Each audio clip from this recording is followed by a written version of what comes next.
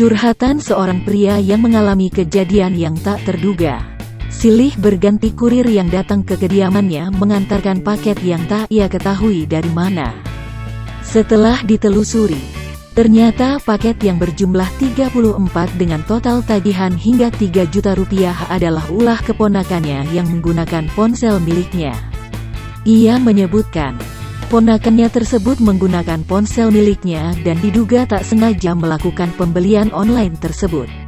Disebutkan pula jika kurir yang datang mengantarkan paket tersebut sudah berlangsung sejak kemarin sebelum video tersebut direkam dan viral di media sosial. Video yang diunggah akun TikTok @lia.aliban01 menuliskan keterangan untuk selalu mengontrol anak kecil saat diberi ponsel, agar kejadian serupa tak terjadi kepada orang lain.